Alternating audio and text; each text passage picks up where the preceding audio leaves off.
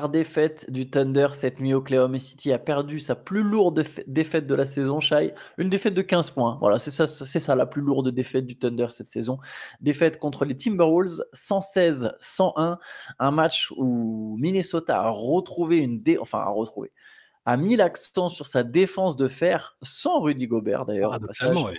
Mmh. Ouais. Et malgré la maladresse de Anthony Edwards, par exemple, les Timberwolves ont su museler le Thunder, et notamment chez Gilgeous-Alexander, qui est limité à 6 sur 21 au tir. Ouais, et qui avait commencé dès le démarrage, on a vu qu'il n'était pas dans un très, très grand soir ou qu'il était très bien défendu par les Wolves. 2 sur 13 en première mi-temps pour Shai Gilgeous-Alexander. Tu l'as dit, Anthony Edwards, pas ultra adroit. Il s'est quand même peut-être payé le dunk de la nuit sur Chet Holmgren en profitant du fait que Chet était un peu rouillé, on va dire. Je trouve qu'il met bon, c'est logique, il met du temps à revenir à son meilleur niveau, mais il a manqué pas mal de matchs.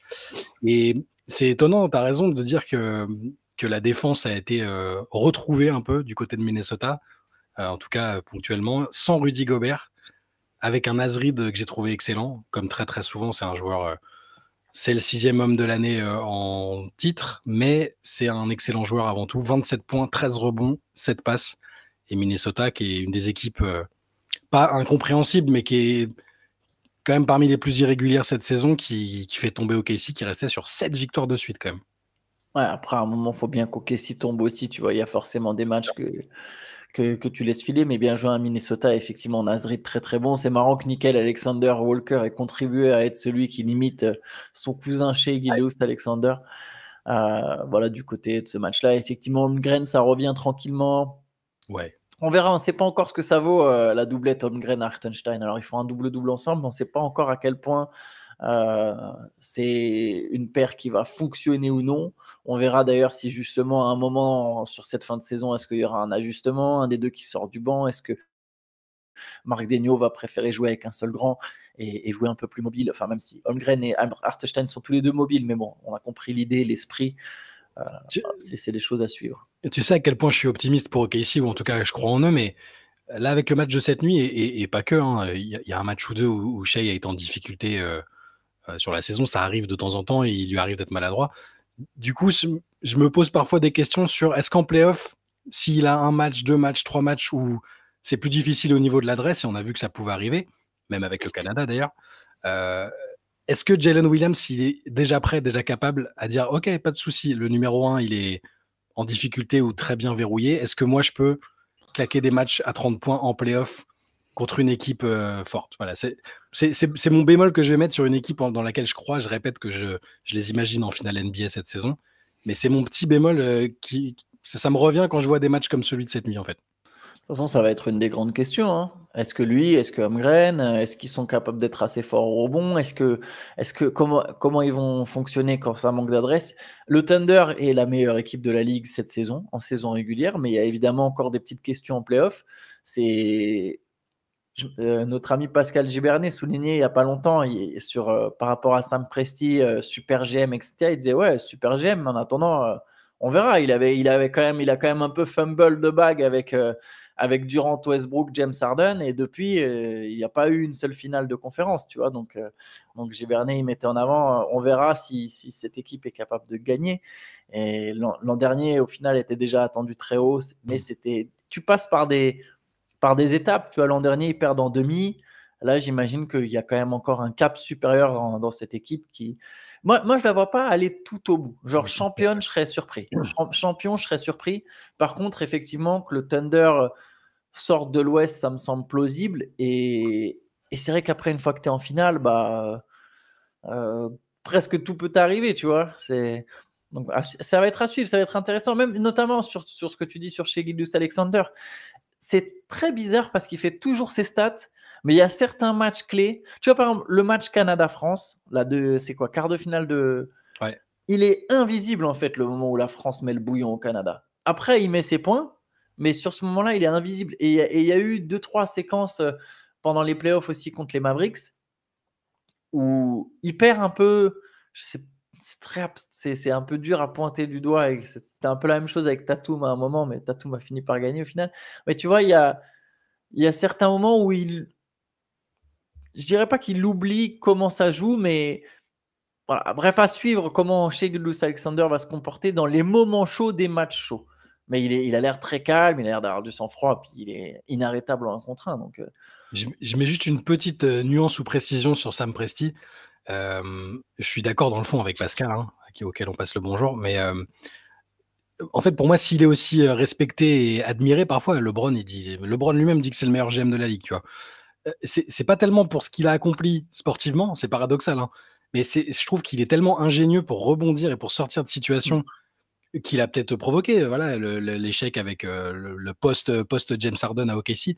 À chaque fois, réussir à reconstruire sur un marché qui est pas le plus attractif, que ce soit par la draft, que ce soit par des free agents, par des trades, il est quand même. J'ai l'impression qu'il maîtrise quand même tous les aspects. Et il est, je trouve, très compétent. Après, il peut pas faire du 100% de réussite. Et pour l'instant, il a effectivement pas retrouvé les finales depuis l'équipe incroyable qu'ils ont eu à une époque. Mais voilà, quand on le voit, on voit qu'il sait ce qu'il fait.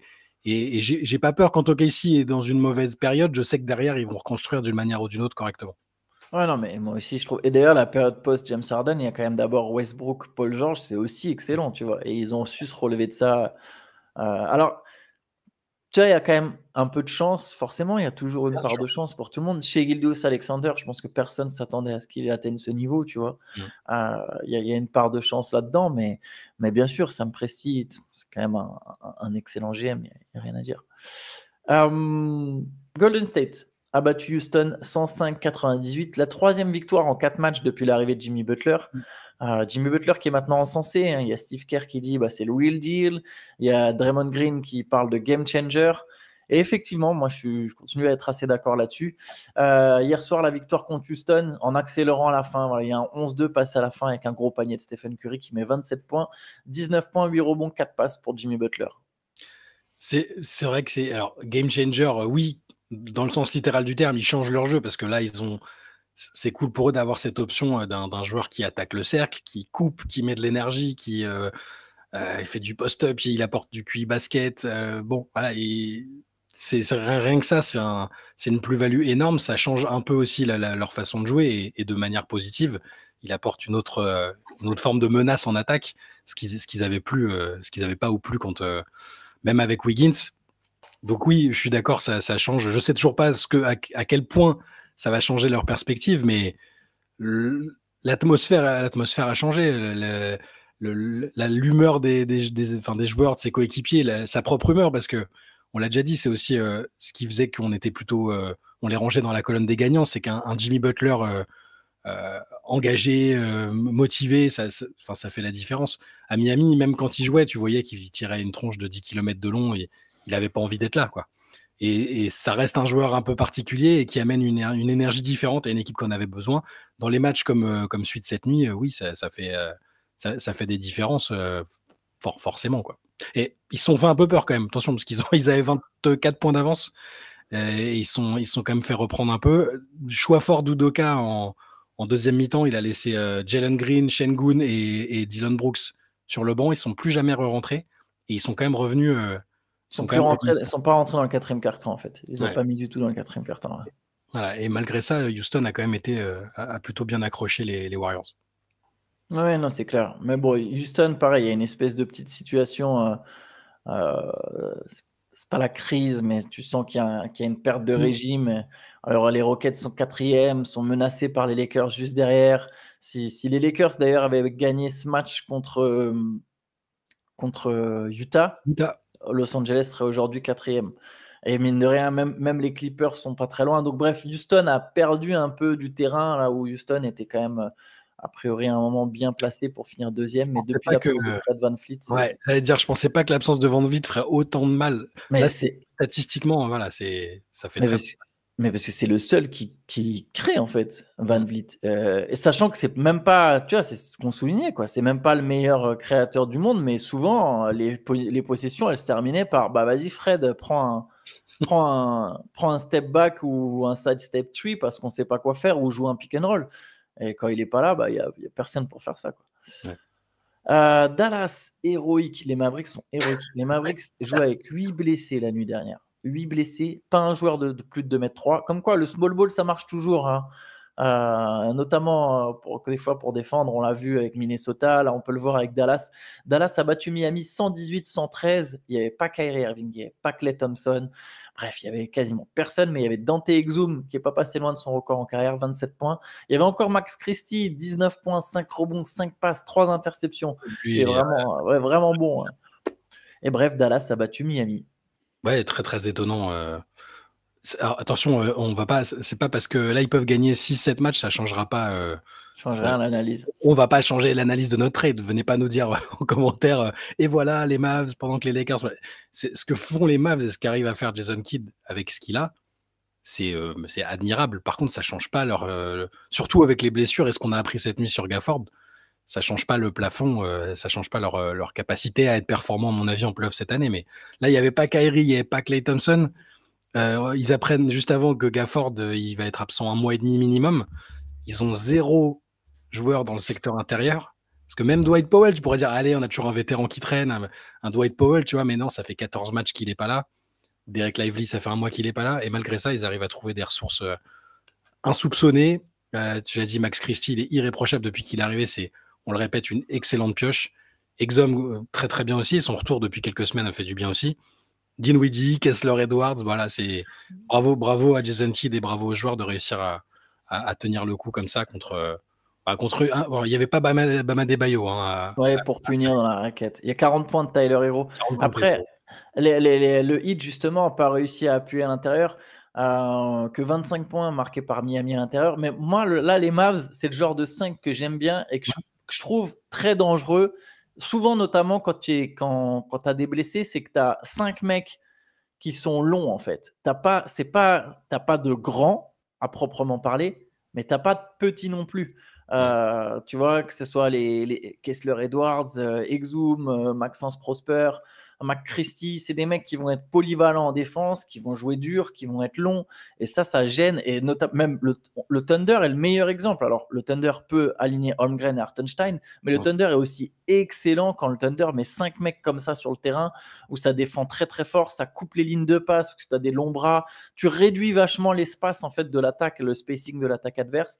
Je trouve que c'est toujours en fait une bonne formule aujourd'hui en NBA, sauf quand tu dois te coltiner après des Nikola Jokic, des Giannis Antetokounmpo. Il faut quand même que tu aies un mec capable de tenir la baraque. Sauf si ton parti pris, c'est de dire Jokic il va mettre 45 points et peut-être que les autres marqueront pas assez. Mais voilà, Dallas, ça leur permet. Mais effectivement, cet effectif-là va devoir renouveler ce genre d'exploit parce que Gafford, tu l'as dit, c'est 6 semaines. Anthony Davis, c'est 4 semaines.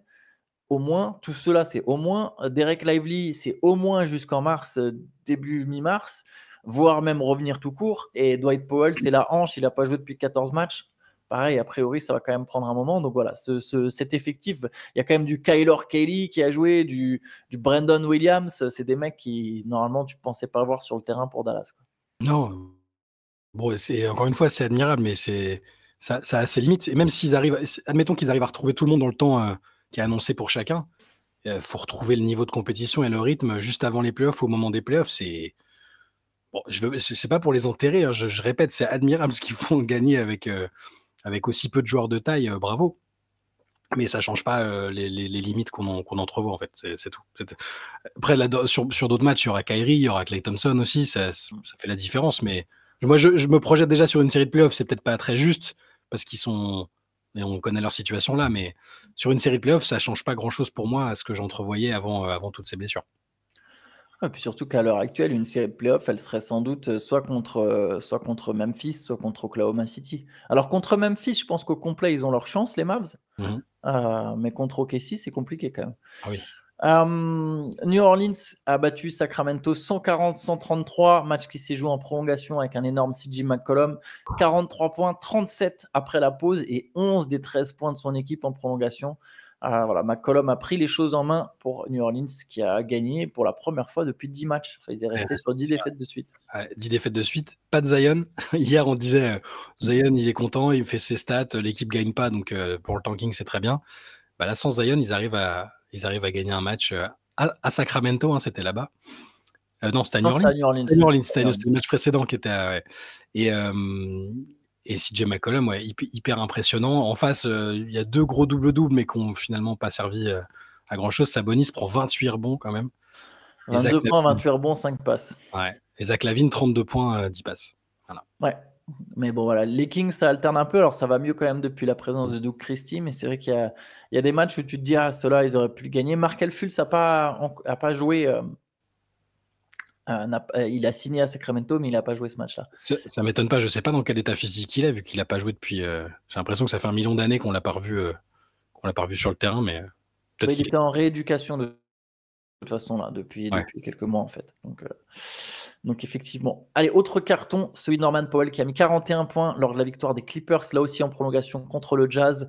120-116, 41 points Norman Powell, 32 points, 10 rebonds, 7 passes de James Harden et des bons débuts pour Ben Simmons.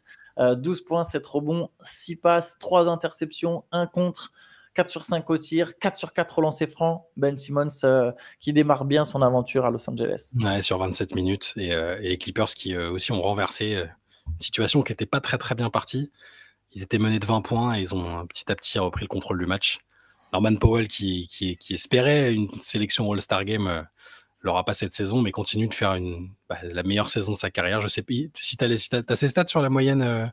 Sa moyenne en saison. Points. Parce que là, 41 points, il fait quand même une méchante saison et faut quand même le noter. Mais ouais, victoire un peu compliquée pour les Clippers, mais victoire. Il est à 24 points, 49% au tir, 42% à 3 points.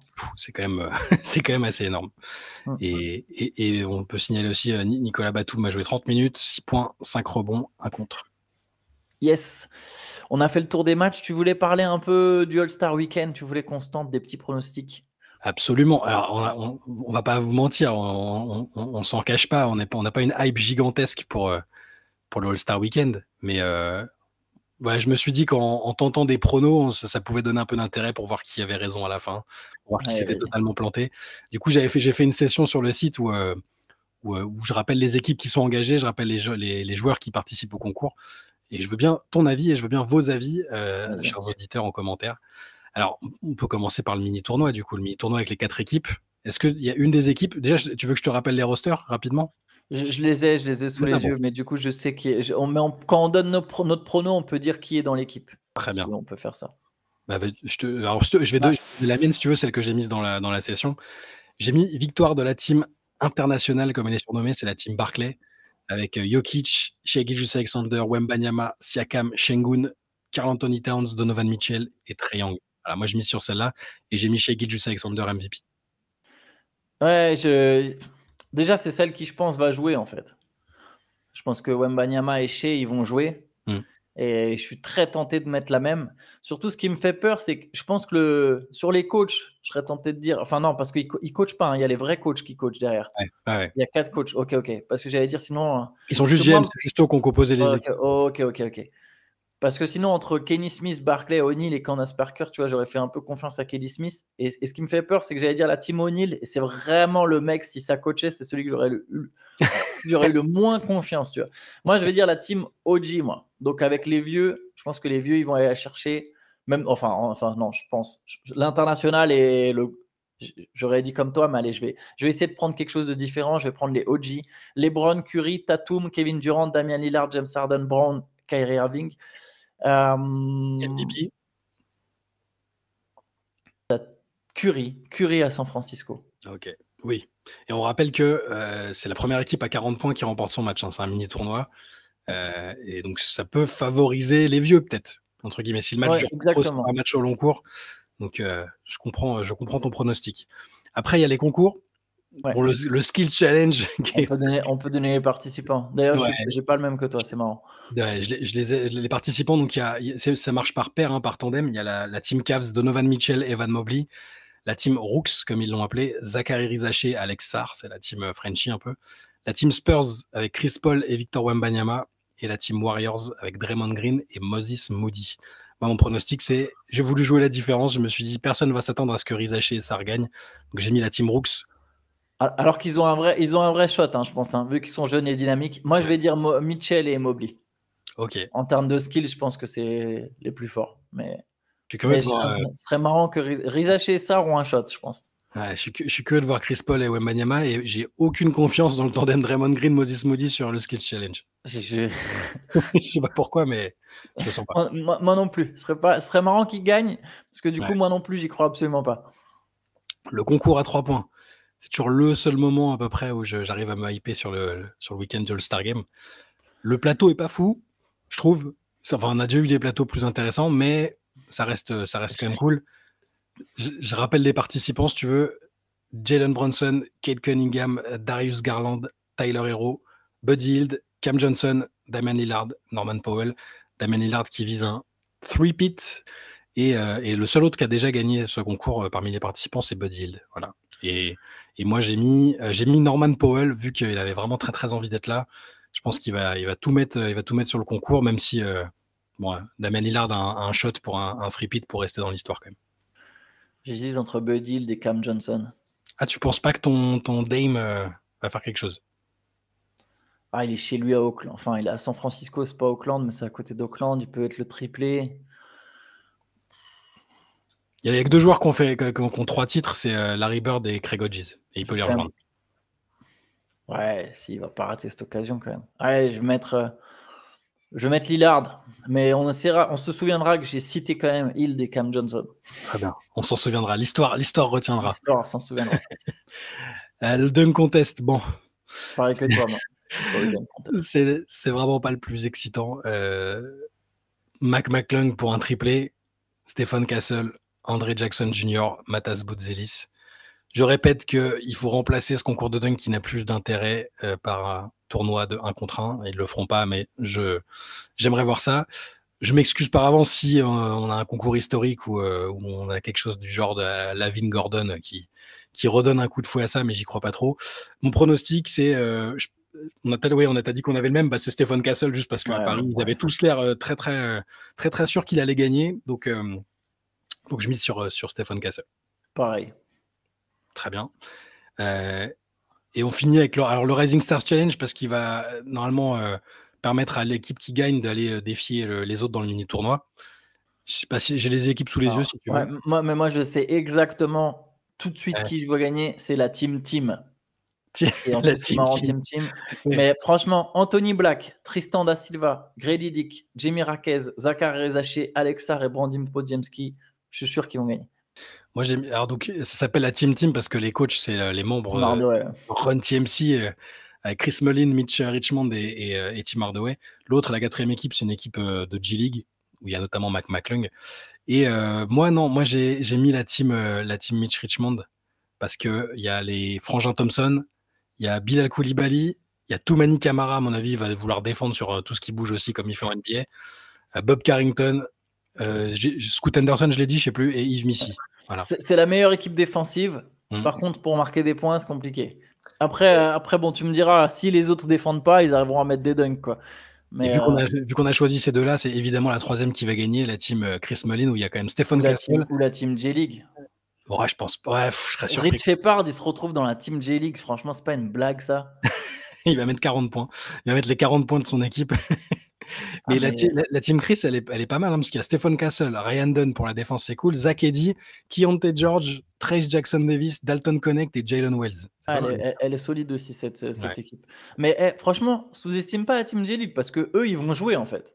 Ouais. Et la NBA aurait l'air tellement bête si la team J-League, elle se retrouve sur le truc du dimanche parce que le vainqueur de ce mini-tournoi, il constitue la 4e équipe du tournoi du dimanche. Ouais. Donc bon, à voir. Moi, je vais la team, j'y crois là. D'accord. Et c'est une team qui sera coachée par Candace Parker, ce qui est une assez bonne raison de se dépouiller et d'aller essayer de gagner le tournoi. Voilà pour les pronostics, du All-Star Game. Yes, on peut finir avec une grosse perf de Juju Watkins. Oh yeah, Juju Watkins. Ça fait quelques temps qu'on vous en a pas parlé, qu'on n'a pas parlé de la NCAA chez les filles, parce que il y a beaucoup de matchs, mais la March Madness approche. Là, il y avait un énorme choc entre USC et UCLA. UCLA, c'est la meilleure équipe depuis le début de l'année en NCAA chez les filles, avec Lauren Bates qui sera, je pense, la first pick l'année prochaine. Et Juju Watkins, non seulement son équipe a fait tomber UCLA qui était invaincue depuis le début de la saison, 70-61, mais elle a été complètement dingue. Elle a compilé 38 points, 11 rebonds, 8 contres, 5 passes à 6 sur 9 à 3 points. Le tout dans une victoire. Et c'est la première joueuse depuis 20 ans en NCAA chez les filles à sortir un match avec au moins 35 points, 5 contres et 5 passes. Donc voilà, le phénomène annoncé est bien là et elle a encore le temps de progresser parce qu'elle sera draftée normalement qu'en 2027. Et c'est Théo nous souffle dans l'oreillette, oui, c'est une arrière. Hein. C'est une arrière qui sait scorer, qui sait prendre beaucoup de rebonds, qui sait faire des 8 contres dans un match contre la meilleure équipe du pays, faire des passes décisives, shooter. Bon, le shoot 6 sur 9 à 3 points, c'est un très bon soir. C'est pas une shooteuse très à droite, mais c'est un phénomène. Elle est incroyable et c'est le prochain. Bon, là, Paige Bueckers doit partir cette année, mais c'est la prochaine joueuse très très attendue de type talent générationnel, comme on en a parlé sur les années précédentes. Et justement, j'ai une question. C'est quand le plus tôt où elle peut aller à la draft? Elle est obligée de finir après? Ça dépend des joueuses. Ça dépend des joueuses parce qu'il y en a qui académiquement remplissent les conditions. Par exemple, Lauren Betts, dont je t'ai parlé de la UCLA, elle pouvait se présenter là cette année. Sauf qu'elle a décidé de rester une année de plus, sans doute pour plein de raisons. Financièrement, maintenant, avec le Nile, elles arrivent à s'y retrouver. Et puis, elle a fait une saison blanche aussi par le passé, donc je pense qu'elle veut rester une année de plus. Mais il faudrait, alors j'ai pas pour le cas spécifique de Juju Watkins, je sais pas. Il faudrait qu'académiquement, elle ait rempli toutes les conditions pour graduate avant sa saison senior, ce qui est possible, mais qui est de moins en moins fréquent. Je pense pas. Je pense qu'elle viendra en 2027. Hein. Parce que c'est dommage, en fait. Oui et non, parce qu'elles sont de mieux en mieux loties. Là, je veux dire, c'est la superstar d'un programme. Au niveau sponsoring, elle est là, ultra bookée partout. Au niveau des Nile, c'est pareil. Elle a des engagements absolument partout. C'est aussi, mine de rien, à l'échelle américaine, ça reste prestigieux de gagner un titre universitaire. Donc peut-être qu'elle va essayer de s'accrocher jusqu'au bout. C'est pour ça que Paige Bueckers aussi, elle s'est accrochée avec UConn et qu'elle espère sur sa dernière saison y arriver. Ouais, donc 2027 et après il y a peut-être des conditions que je connais pas à l'heure actuelle qui pourraient lui permettre une année avant, mais je pense pas qu'elle le fera. Ok. Je sais pas, on va peut-être s'arrêter là-dessus. Je sais pas s'il y avait quelque chose de plus à rajouter. On se retrouvera de toute façon lundi. On pourra débriefer tout le All-Star Weekend. On verra ce que ça a donné sur nos pronos. Je suis pas certain de regarder le concours du dimanche. Je suis très très très honnête avec vous. Il est quand même peu probable que... c'est la nouvelle formule. C'est la première année de la nouvelle formule, mais bon. En plein milieu de la nuit. Voilà, je suis en pleine réflexion en train de CQFR. Tu te feras un replay sinon maintenant sur YouTube 2 heures après. Sur YouTube, tu as les concours si tu veux voir les concours ou les matchs, ça peut se faire en replay facilement. Les concours, c'est absolument certain que je les regarderai pas. Ça, il n'y a aucun doute là-dessus. Là, je peux vous dire, il y a zéro suspense. Tu vas pas regarder Draymond Green et Moses Moody lancer des ballons dans des... Non, j'ai peur que ça soit catastrophique. Bon, allez, bref, on verra tout ça lundi. D'ici là, bonne journée à tous. Ciao, ciao. Ciao.